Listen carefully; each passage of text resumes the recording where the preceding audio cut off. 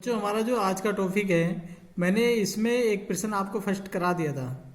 ये आज की जो कक्षा है बीए प्रथम वर्ष विषय समाजशास्त्र प्रथम प्रश्न पत्र, और इसमें पार्ट वन में मैंने कराया था। इसमें परिस्थिति क्या है, परिस्थिति की क्या तरह विशेषता है, मैंने वो आपको करा दिया था। तो आज का जो आपका टॉपिक है वो है भूमिका, क्योंकि चैप्टर 8 है ये, परिस्थिति एवं भूमिका।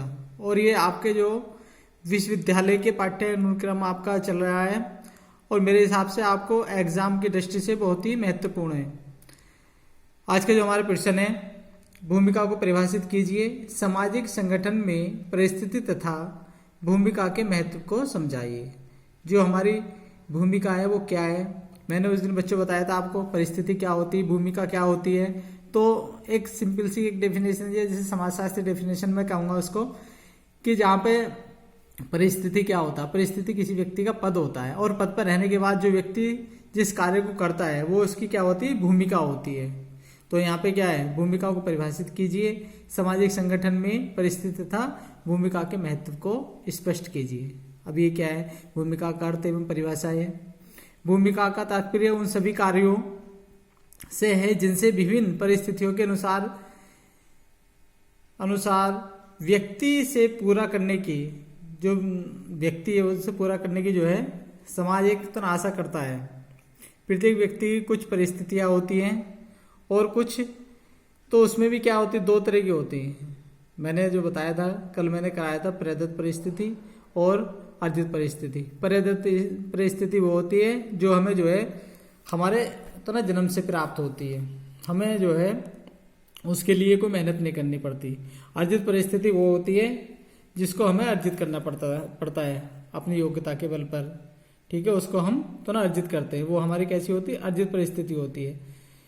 तो प्रदत्त और कुछ अर्जित परिस्थिति समाज की प्रथाओं, परंपराओं, आदर्श, नियमों तथा कानून के अनुसार प्रत्येक परिस्थिति से संबंधित कुछ ऐसे कार्य अथवा उत्तरदायित्व होते हैं जिनकी समाज द्वारा पूरा करने की व्यक्ति से आशा की जाती है। इन्हीं को संक्षेप में हम परिस्थिति की भूमिका कहते हैं। इसी संदर्भ में भूमिका की अवधारणा को समाजशास्त्रियों ने निम्न प्रकार से परिभाषित किया गया है। जो हमारे राल्फ लिंटन थे, उनके शब्दों में क्या है, भूमिका के अंतर्गत हम इन सभी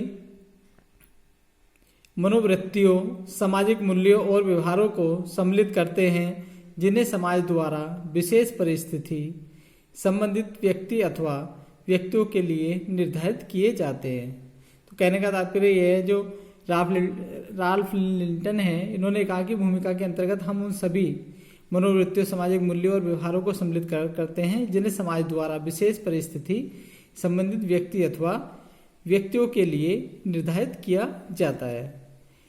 वैसे ही जो है एमी ओल्सन के अनुसार जिन भूमिका, सामाजिक भूमिका कुछ प्रत्याशाओं और क्रियाओं की वह परस्पर संबंधित व्यवस्था है जिसे सामाजिक संगठन का सबसे अधिक अंग माना जाता है। तो उन्होंने क्या है, सामाजिक संगठन का जो है एक अंग माना। जे.एस. फिशर के अनुसार जब एक दूसरे से संबंधित व्यवहार के अनेक प्रतिमान किसी विशेष सामाजिक कार्य को पूरा करते हैं तो व्यवहारों के सभी संयोग को हम भूमिका कहते हैं। इलियट और मेरिल व्यक्ति के एक विशेष परिस्थिति के फलस्वरूप जिन कार्यों का निर्वाह करते हैं उसी को उसकी भूमिका कहा जाता है।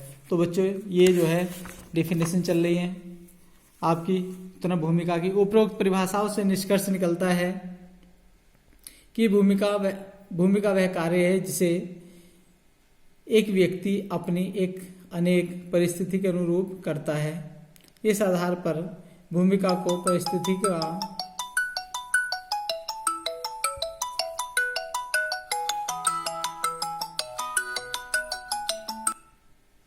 इस प्रकार परिस्थिति को भूमिका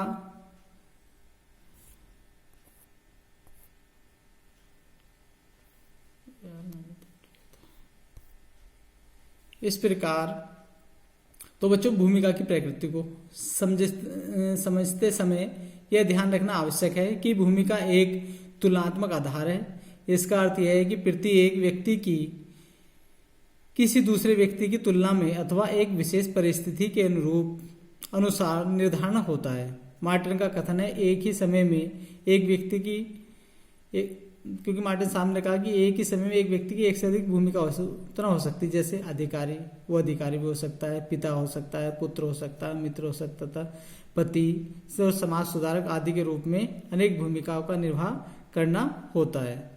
परिस्थिति में भूमिका का महत्व, तो बच्चों इसमें परिस्थिति एवं भूमिका का महत्व, व्यक्तिगत और सामाजिक जीवन में परिस्थिति तथा भूमिका के समाजशास्त्रीय महत्व को निम्नलिखित रूप से देखा जाता है। जैसे सामाजिक संगठन का आधार, तो देखो सामाजिक संगठन के आधार में जो परिस्थिति एवं भूमिका अपनी महत्वपूर्ण भूमिका निभाती है। व्यक्ति की क्रियाओं का मार्गदर्शन, समाज में विभिन्न प्रकार की परिस्थितियां और उनसे संबंधित भूमिकाएं व्यक्ति की क्रियाओं और उसके व्यवहारों का मार्गदर्शन करती है।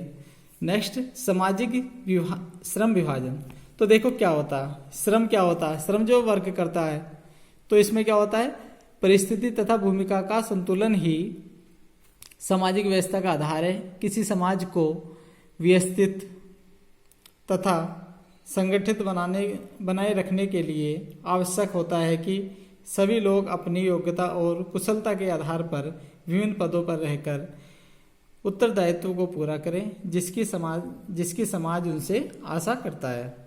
व्यक्ति की क्रियाओं का मार्गदर्शन, व्यक्ति की क्रियाओं का मार्ग निर्देशन, तो जो परिस्थिति में भूमिका होती है वो व्यक्ति की जो क्रियाएं होती है उनका मार्गदर्शन करती है। सामाजिक श्रम विभाजन, तो बच्चों इसमें क्या होता है परिस्थिति तथा भूमिका एक महत्वपूर्ण कार्य सामाजिक आधार पर व्यक्तियों के बीच श्रम विभाजन करके उनके कार्यों को सरल बनाना है।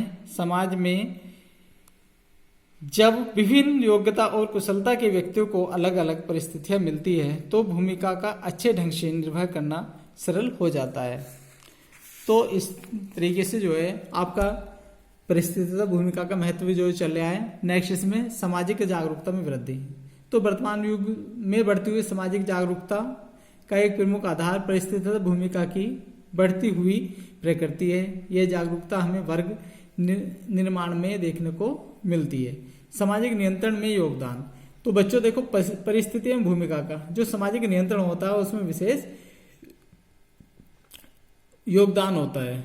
जैसे पिता है, पिता क्या है, पिता बनना किसी की जो है तो ना परिस्थिति है, पिता बनने के बाद जो रोल करता है उसकी तो ना भूमिका है। और भूमिका जब व्यक्ति क्या करता है, भूमिका जब अदा करता है तो व्यक्ति अपना जो बच्चे होते हैं उन पे एक नियंत्रण रखता है कि ये सारे बच्चे जो है बुरे कार्य को करने से बचे।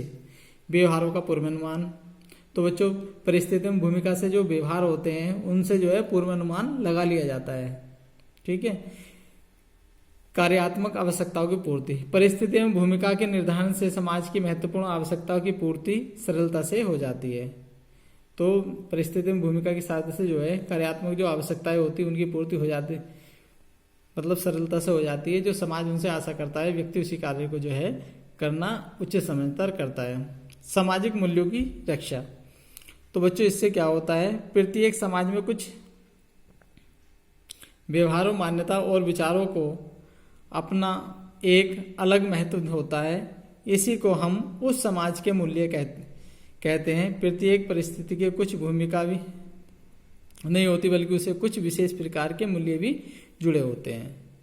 निष्कर्ष, क्योंकि अब हमारा जो चैप्टर एंड ही है तो इसमें जो निष्कर्ष सबसे अच्छा ये होता है कि चैप्टर का हमारा स्टेज वाइज चलना चाहिए। निष्कर्ष क्या है, उपरोक्त विवरण से स्पष्ट हो जाता है कि प्रकृति और भूमिका का संघर्ष एक नई समस्या के रूप में हमारे सामने आया है। इससे स्पष्ट होता है कि समय बीतने के साथ परिस्थिति और भूमिका की प्रकृति में परिवर्तन होना स्वाभाविक है।